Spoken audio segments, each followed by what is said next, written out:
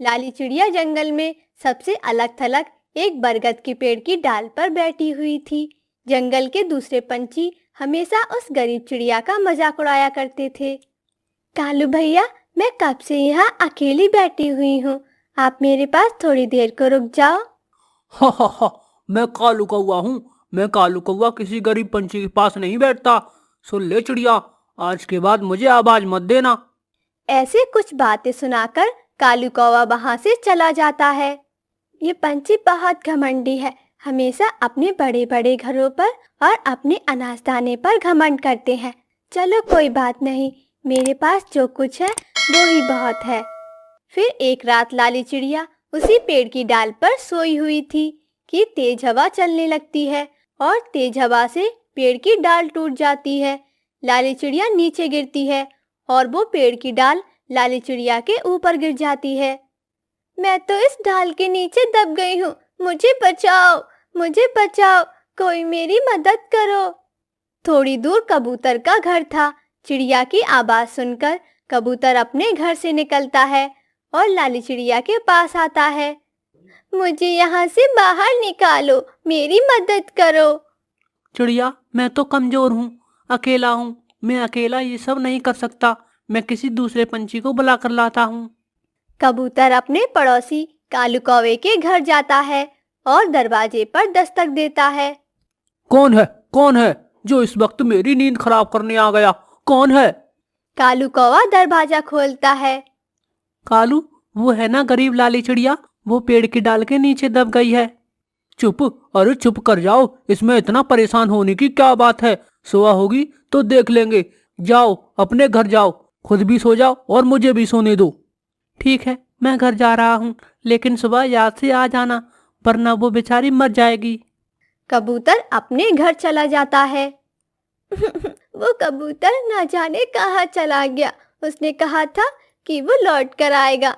मेरे पंख में दर्द हो रहा है, मैं दर्द से मर रही हूँ। फिर सुबह हो जाती है। सारी रात लाली चिड़िया तकलीफ में गुजारती है और सुबह सवेरे ही कबूतर कौवे के पास जाता है। यार कौवे, वो गरीब है तो क्या हुआ, है तो पंछी। चलो, हमें उसकी मदद करनी होगी। उसे वहां मरने दो। और हाँ, सुन लो, अगर कोई भी पंछी उस चिड़िया की मदद करने गया तो मैं उसे जान से मार दूंगा। नहीं, मैं तो नहीं जाऊंगा। हवा फिर से चलती है और डाल हवा के जोर से दूसरी ओर पलट जाती है और लाली चिड़िया आजाद हो जाती है। हाय, मेरा पंख कितना अकड़ गया है। वो उड़ने की कोशिश करती है, लेकिन वो उड़ नहीं पाती और वापस जमीन पर बैठ जाती है। लाली चिड़िया दोपहर तक वहां ही बैठी रहती है और फिर उसका पंख सीधा हो जाता है। वो उड़ती है और नीले आसमान में उड़ती हुई दूर निकल जाती है। मैं गरीब हूँ, इसीलिए सब मुझसे नफरत करते हैं। मैं भी अमीर बनूंगी, मैं सबको अमीर बनकर दिखाऊंगी, फिर सब मेरी भी इज्जत करेंगे और मुझे अपना दोस्त बनाने का सोचेंगे। लाली चिड़िया फैसला करती है। लाली चिड़िया को इंसान के खेतों से चनों के कुछ दाने मिल जाते हैं। लाली चिड़िया चने के वो दाने लाकर जंगल में एक जगह बो देती है। उन दानों से कुछ दिनों बाद पौधे निकलते हैं जो कि बड़े होते गए और उन पर चने लग जाते हैं। इस बार लाली चिड़िया सारे चने दोबारा बो देती है और अब उसका खेत बड़ा हो गया था। दूर दूर तक हरे भरे चनों के पौधे लहरा रहे थे। चिड़िया मेहनत करती गई और लाली चिड़िया के चनों की फसल पककर तैयार हो जाती है।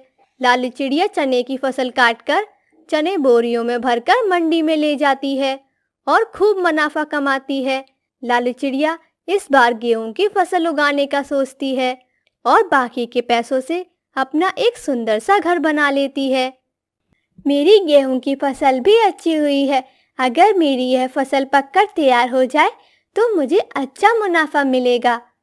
लाली चिड़िया बाजार जाती है और बाजार से खाद लाकर अपने खेत में मिलाती है।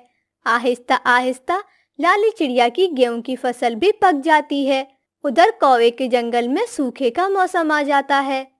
कबूतर, मैं कल से भूखा हूँ, क्या तुमने कुछ खाया? कहाँ, मैंने कहाँ खाना खाया। खालू कौवे, जब से तुमने चिड़िया को इस जंगल से निकाला है, हम सब पर मुसीबत ही मुसीबत है। चुप, अरे चुप हो जाओ, पहले ही मैं भूखा मर रहा हूँ। कालू कौवा उड़ता हुआ जा रहा था कि तोता रास्ते में बैठा मीठा फल खा रहा था। कौवा तोते के पास जाता है।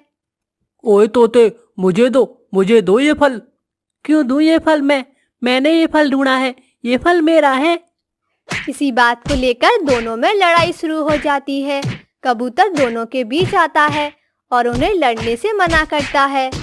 ऐसे आपस में लड़ने से सबका नुकसान होगा। हम ऐसा करते हैं, हम ये जंगल छोड़कर दूसरे जंगल चले जाते हैं। हो सकता है हमें वहां से दाना पानी मिल जाए। कबूतर का उपाय सबको पसंद आता है और सब अपने अपने घर में जाकर अपना अपना सामान बांधते हैं और कालू कौवा अपना बैग उठाकर बरगद के पेड़ पर आ जाता है। तोता और कबूतर भी वहां पहुंच गए थे। वो सब अपना अपना सामान उठाए दूसरे जंगल की तरफ उड़ते हैं। वो उड़ते उड़ते थक जाते हैं। वो भूख के मारे थे और ऊपर से बारिश भी शुरू हो जाती है। अब तो मरना पक्का हुआ। हम सब मरेंगे। वो देखो, वो वहाँ एक घर है। हम वहाँ जाकर अपना आसरा मांगते हैं।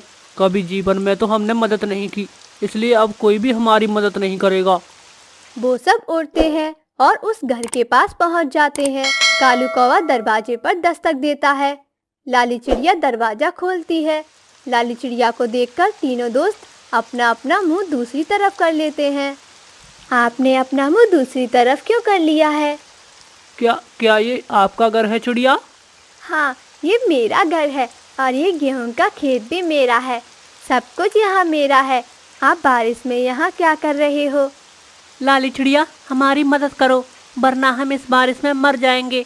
हमारे घर टूट गए हैं, जंगल में सूखा है, हम भूखे हैं, हमारी मदद करो। कबूतर चुप था और वो शर्मिंदा भी था। कबूतर, तोते और कालू, आप तीनों कल भी मेरे दोस्त थे और आज भी मेरे दोस्त हो और मैं अपने दोस्तों को बारिश में भीगता हुआ नहीं देख सकती। आप सब अंदर आ जाएं। लाली चिड़िया तीनों को अपने घर के अंदर ले जाती है और उन सबको खाना देती है और चावल देती है और गरम गरम बिस्तर। बारिश का मौसम कौवे, कबूतर और तोते के लिए बहुत मुश्किल हो जाता अगर लाली चिड़िया उनकी मदद ना करती।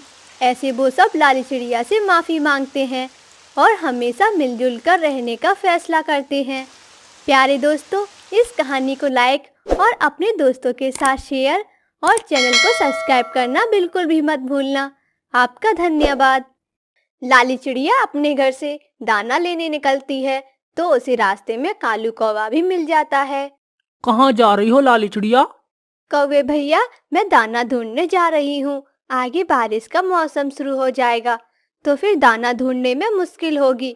मैं तो कहती हूँ आप भी पहले ही दाना ढूंढ लो। हाँ, तुम ठीक कह रही हो लाली चिड़िया, बारिशों में दाना आसानी से नहीं मिलता। मुझे भी अपने साथ ही ले जाओ। मैं पिछली बार जब बुड्ढी काकी के पास गई थी तो उसका बेटा बीमार था। मैं उसके लिए जंगल से जड़ी बूटी लेकर आई थी। काकी ने मुझसे कहा था कि वो मुझे अगली बार मकई के भुट्टे देंगी। अगर आपके घर में टोकरी हो तो वो जाकर ले आओ। हम उस टोकरी में दाना डालकर ले आएंगे। हाँ, मेरे घर में है ना एक टोकरी। मैं अभी जाता हूँ और वो टोकरी लेकर आता हूँ। तुम यहीं मेरा इंतजार करो। कालू कौवा टोकरी लेने अपने घर चला जाता है। ये कहाँ मेरी टोकरी लेकर जा रहे हो? लाली ने कहा है कि उसे बूढ़ी काकी मकई का भुट्टा देगी। हम दोनों इस टोकरी में दाना डालकर ले आएंगे। सुनो पति जी, जब दाना तुम जंगल ले आओ तो सारा दाना खुद रख लेना। उस चिड़िया को कुछ भी देने की कोई जरूरत नहीं है। क्यों? वो ही तो मुझे अपने साथ ले जा रही है। लेकिन टोकरी तो हमारी है ना, उसको तो बाद में कहीं ना कहीं से दाना मिल जाएगा। हमें तो मिलता ही नहीं। शाम को टोकरी भरकर दाना लेकर आना, वरना घर आने की कोई जरूरत नहीं है। कालू टोकरी उठाता है और लाली चिड़िया के पास जाता है।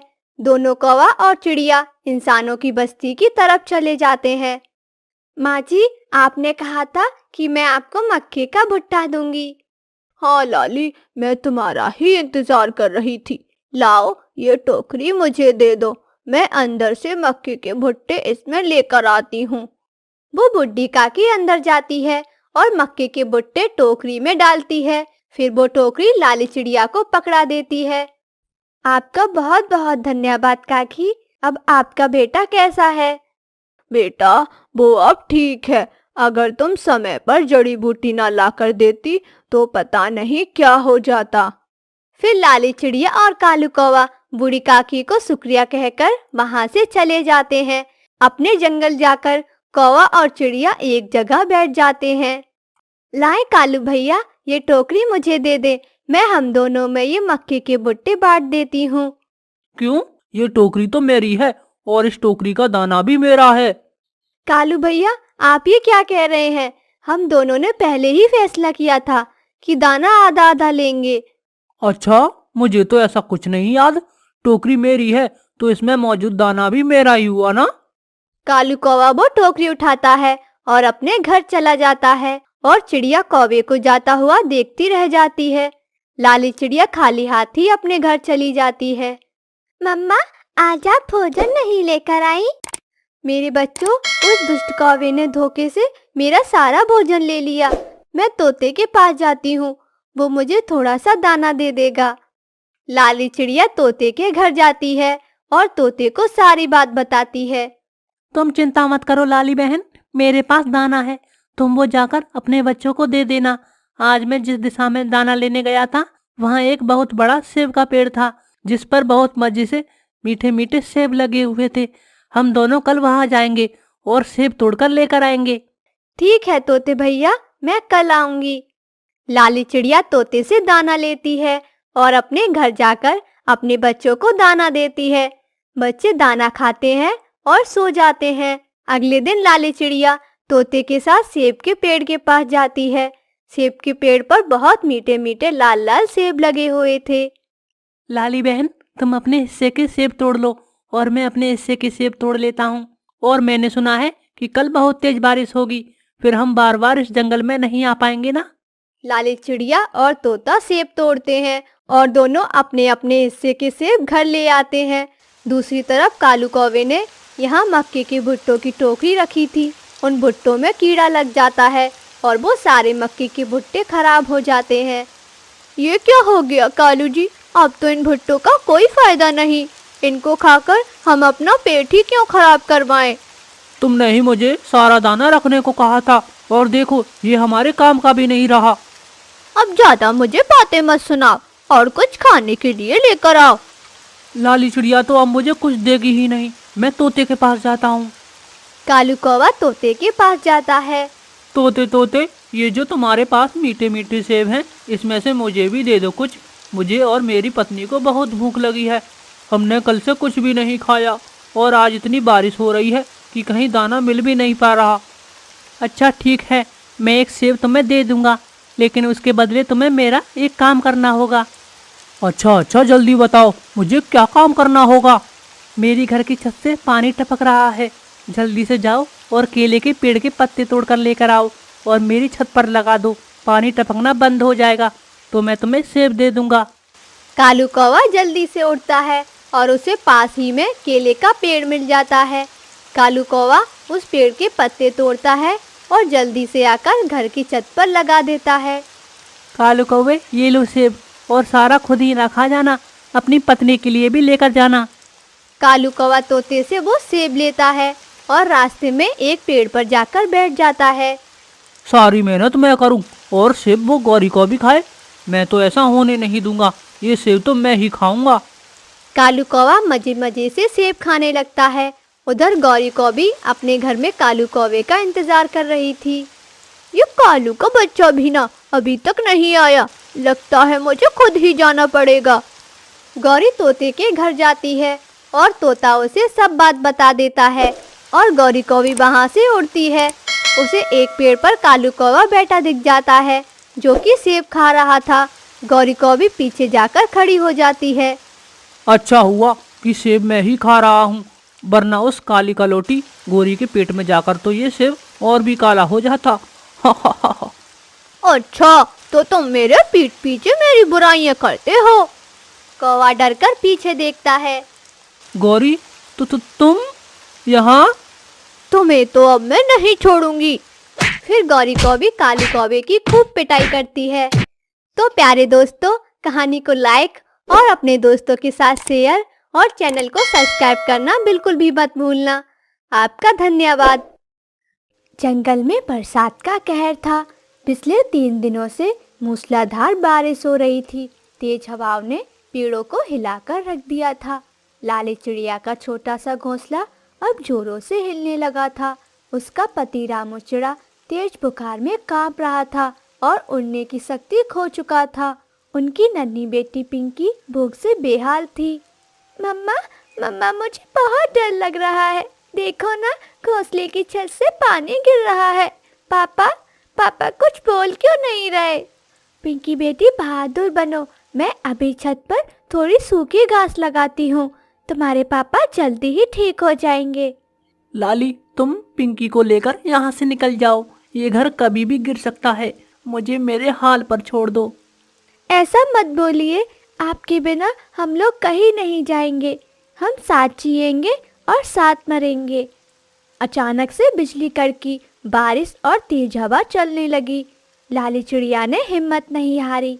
उसने रामू के लिए एक बड़ी सी टोकरी बनाई और अपनी पूरी ताकत लगाकर आसमान में धीरे धीरे उड़ने लगी। बारिश इतनी तेज थी कि कुछ दिखाई नहीं दे रहा था। तभी उसे रास्ते में बबली और उसका पति कबूतर मिलता है। अरे लाली बहन, तुम इस तूफान में बीमार रामू भाई और बच्ची को लेकर कहाँ जा रही हो? जल्दी आओ, हमारे साथ चलो। लाली बहन, फिक्र मत करो, मैं रामू भाई को सहारा देता हूँ। बबली, तुम पिंकी को संभालो। पास की पहाड़ी पर इंसानों का छोड़ा हुआ एक टेंट है, वो बहुत मजबूत है। आप दोनों का बहुत बहुत धन्यवाद दोस्तों। कबूतर ने अपनी पूरी ताकत लगाकर रामू को उठाकर सीधा उस टेंट में लेकर आने लगा। बबली बहुत ही दयालु थी। वो लगातार पिंकी को हौसला दे रही थी और वो सब मिलकर उस टेंट में पहुंच जाते हैं। टेंट के अंदर सूखा था और बाहर मूसलाधार बारिश हो रही थी। जल्दी से कुछ सूखी रुई और पत्ते ढूंढिए, रामू भाई का शरीर बर्फ जैसा ठंडा हो रहा है। तुम फिक्र मत करो बबली, मैं अभी पास की गुफा से सूखा अनाज और दबा के पत्ते लेकर आता हूँ।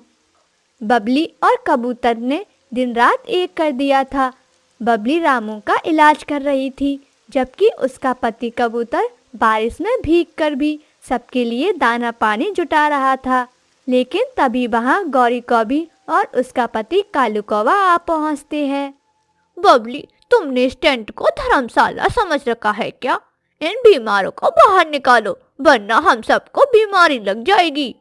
हाँ बबली, गौरी को भी सही कह रही है। लेकिन अगर लाली कल हमारे लिए दूर वाले जंगल से फल ला कर देगी तो शायद हम इन्हें एक कोने में रहने दें। शर्म करो तुम दोनों, मुसीबत में हम सब एक हैं। मेरा पति कबूतर इतना नेक है कि वो अपनी जान जोखिम में डालकर खाना ला रहा है और तुम लोग यहाँ झगड़ा कर रहे हो। रात को अचानक से बाढ़ आ जाती है। पानी का स्तर टेंट के दरवाजे तक पहुँच गया। लहरें इतनी तेज थीं, अचानक रामू चिड़ा उस तेज धारा में बह गया। अंधेरे और तूफान में रामू चिड़ा कहीं ओझल हो गया। पापा बचाओ बचाओ, कोई मेरे पापा को बचाओ। रामू जी, कोई बचाओ, मेरे पति को कोई बचाओ। लाली और पिंकी का रो रो कर बुरा हाल था। 4 दिन बीत गए, बारिश रुकने का नाम ही नहीं ले रही थी। टेंट के अंदर उदासी छाई हुई थी। मम्मा, क्या पापा अब कभी नहीं लौटेंगे? बेटा, उम्मीद मत हारना, ईश्वर दयालु है। फिर उसके अगले दिन बारिश रुक चुकी थी। उसी जंगल में रहने वाला तोता टेंट के पास आ जाता है और लाली चिड़िया से कहता है, सुनो सब, चमत्कार हो गया, चमत्कार। नीचे की घाटी में एक पंछी झाड़ियों में फंसा हुआ था, वो बच गया है और यहाँ की तरफ आ रहा है। क्या क्या वो रामू है? बोलो तोता भैया, क्या वो रामू है? आओ लाली बहन, सब लोग बाहर आओ, बाहर आकर देखो। सब टेंट के बाहर देखने लगे। सामने से रामू चिड़ा धीरे धीरे उड़ता हुआ आ रहा था। उसके पीछे पीछे बबली का पति कबूतर उसे सहारा देकर ला रहा था। लाली, पिंकी, मैं आ गया बेटा। पापा पापा, आप कहाँ गए थे? मुझे पता था आप जरूर आओगे। भगवान का लाख लाख शुक्र है, पर पिंकी के पापा, आप बचे कैसे? उस लहर ने मुझे फेंक दिया था, लेकिन बबली और कबूतर भाई की दी हुई ताकत ने मुझे हारने नहीं दिया। मैं एक पेड़ की डाली को पकड़कर टिका रहा। ये देखकर गौरी और कालू की आंखें भर आती हैं। उन्हें अपनी स्वार्थी बातों पर पछतावा होता है। लाली, बबली, हमें माफ कर दो। हमने इंसानियत छोड़ दी थी, पर आप सबने हमारा दिल जीत लिया। अब हम सब मिलकर इस टेंट को अपना पक्का घर बनाएंगे और अब कोई अकेला नहीं होगा। सूरज की सुनहरी किरणें टेंट पर पड़ी। बबली, कबूतर, लाली, रामू, पिंकी और गौरी कौवी, कालू और तोता सब अब एक बड़ा परिवार बन चुके थे। टेंट का वो घर अब प्यार और विश्वास का प्रतीक बन गया था। लाली ने अपने पति के बह जाने के बाद भी उम्मीद नहीं छोड़ी थी। ये कहानी हमें सिखाती है कि चाहे कितनी भी मुसीबत क्यों ना हो, सुबह सुखी अंत जरूर होता है। बस हमें खुद पर और ईश्वर पर भरोसा रखना चाहिए।